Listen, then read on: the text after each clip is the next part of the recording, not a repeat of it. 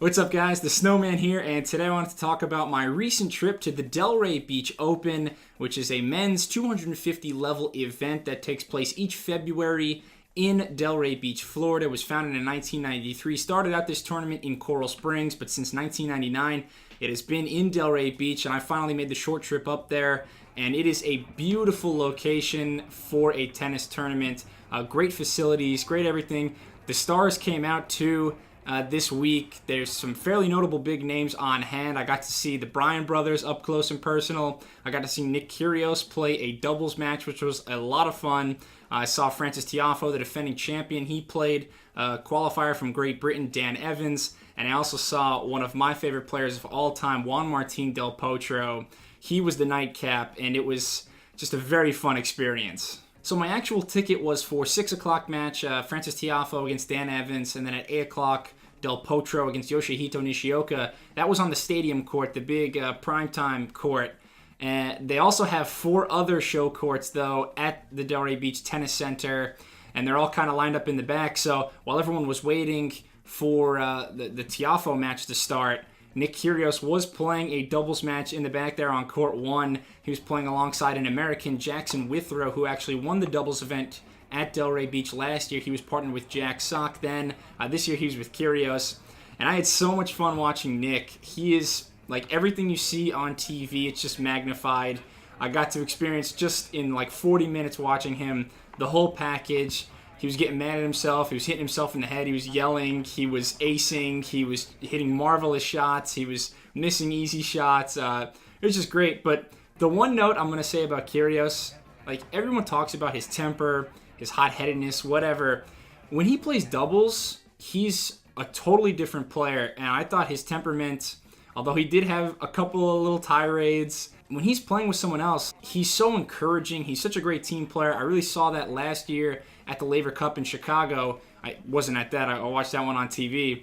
But when he played actually with Jack Sock, he seems like such a good guy to have in your corner, always encouraging. And I saw that yesterday with Jackson Withrow when Withrow made mistakes. Kyrgios, like he's so encouraging. I think he would be a great coach later in his career, but the patience clearly isn't there sometimes. Nevertheless, he made some fantastic shots. I was just so happy to be that close to him. It was really a fun time. Then I was really interested to see the defending champion in Delray Beach, the American 21-year-old Frances Tiafoe. And he was playing a qualifier, Dan Evans, who I knew was going to be a tricky opponent. I've seen Evans play Federer before. I've seen him play some big guys in Grand Slams. And he normally brings it. Like, he's a fun player, has a lot of spice and variety to his game. And Tiafoe got started off real quick. It was 5-love in the first set. Tiafoe finished off the first set pretty comfortably. And then the young American, he was serving for the second set, up 6-5, up a break.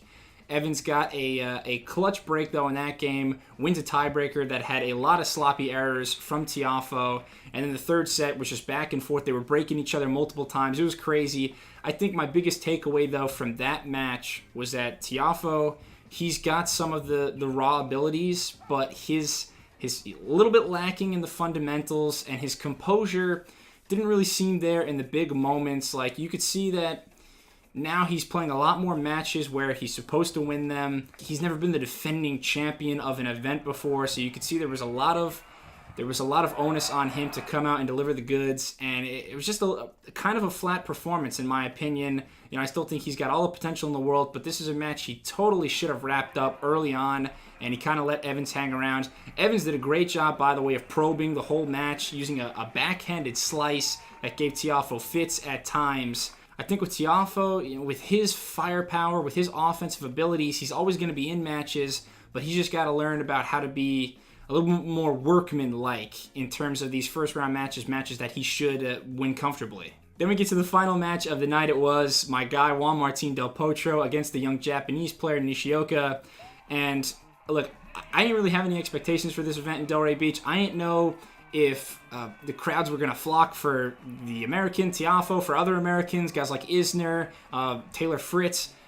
I don't know what to expect. This is my first ever live tennis event that I've been to.